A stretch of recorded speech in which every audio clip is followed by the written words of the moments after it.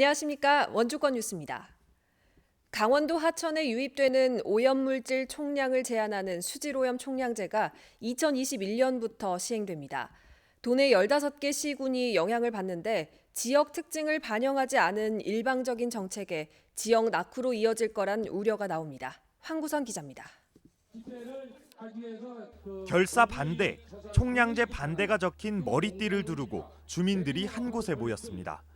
2년 뒤 강원도에 시행되는 수질오염 총량제가 생존권을 위협한다며 철회해야 할 것을 환경부에 촉구했습니다. 총량제 우리는 결사 반대한다. 현재 청정도 최고 등급인 강원도 하천에 오염 총량제가 시행되면 각종 개발이 제한되고 지역 낙후로 이어진다는 겁니다. 저희들 평창구민은 당장 먹고 살기에 생계가 막막합니다. 예. 모든 규제를 다 중앙정부에서 하겠다는 얘기인데 그러면 우리한테도 먹고 살 길은 열어주셔야죠. 수질오염 총량제란 도내 남한강과 북한강, 섬강 등 하천별 오염물질의 총량을 제한하는 것인데 한강 수계에 해당하는 강원도는 상류 지역이라 오염물질은 적지만 상대적으로 규제가 강화될 수 있어 지난 7년간 시행을 미뤄왔습니다. 환경부는 더 이상 강원도에만 제도를 연기할 수 없다며 강원도 수질 기준을 마련했습니다. 한강 상류에 위치한 강원도는 하류에 있는 수도권보다 더욱 엄격한 규제가 적용될 수 있다는 전망이 나옵니다. 생화학적 산소 요구량, BOD가 1ppm 이하면 최고 등급인 매우 좋음, 2ppm 이하면 좋음 수준. 도내 하천은 대부분 1ppm 이하 맑은 상태지만 전국의 수질을 더 좋게 한다는 정부 방침상 지금보다 더 정화시켜야 해 규제가 따릅니다.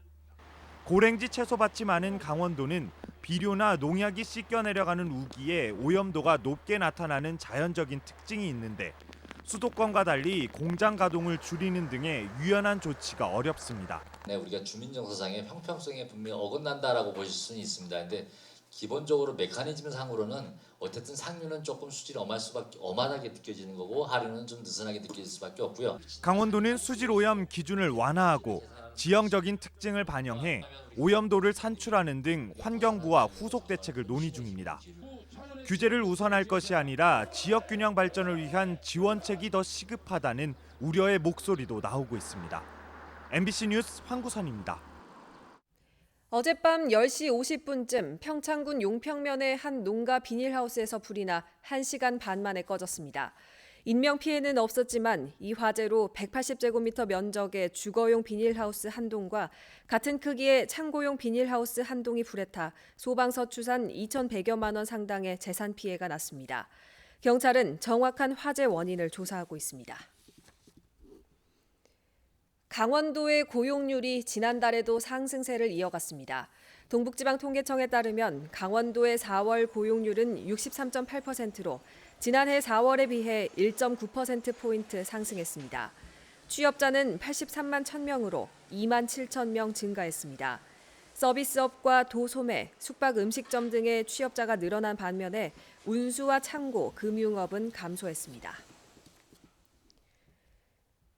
국내 호텔에서 여름 휴가를 보내려는 일명 호캉스족이 크게 늘고 있는 가운데 강원도가 대표 여행지로 꼽혔습니다. 인터파크 투어는 자사 고객 데이터를 분석한 결과 올해 6월과 7월 국내 숙박 예약이 지난해 같은 기간보다 각각 40%와 51% 증가했다고 밝혔습니다. 이 기간 호캉스족이 많이 예약한 여행지는 제주도가 22%, 강원도가 20%, 서울이 17% 순이었습니다.